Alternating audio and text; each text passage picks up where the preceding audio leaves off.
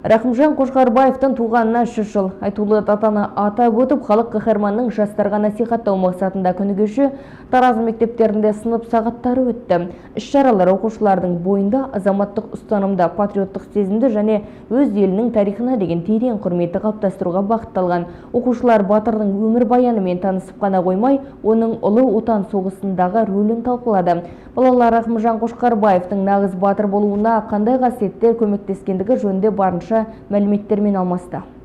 Қазақтың аңызға айналған жауынгері Рахымжан Қошқарбаев сынақтарға толы қиын өмір жолынан өтті. Ақмола губерниясының Тайтөбе ауылында дүниеге келген ол ерте жасында анасынан айырылып, 13 жасында әкесінің қуғын сүргіннен кейін жетім қалды. 7-ші сыныпта бітіргеннен кейін ол Сауыт мектебіне түсіп, содан кейін отанын қорғау үшін майданға аттанды. Оның өмірбаянынан ең жарқын эпизоды Берлинге шабуылмен байланысты. 1945 жылы 30 сәуірде оқпен сынықтардың астында Қошқарбаев Рейхстагтың төбесінде жеңіс туын бірінші болып көтерді. Жауынгерлік еңбегі үшін ол Қызыл ту орденімен және 2-ші дәрежелі отан соғысы орденімен марапатталды. Рахымжан Қошқарбаевтың тарихы батылдықтың, табандылық пен патриотизмнің шабыттандыратын үлгісі. Оның өмірі, егер оның мақсаты мен жеңіске деген сенімі болса, ең қиын сынақтардың өзі адамды бұза алмайтындығының дәлелі.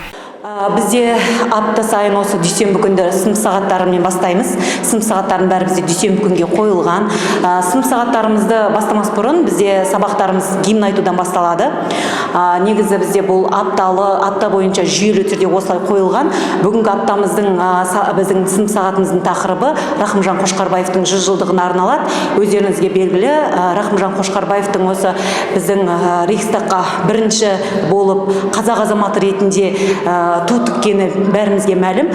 Оның есімі батылдық, батырлық пен патриотизмнің символына айналды. Қазақстан өз батырын еске алады. Көшелер, мектептер Қошқарбаевтың есімімен аталды.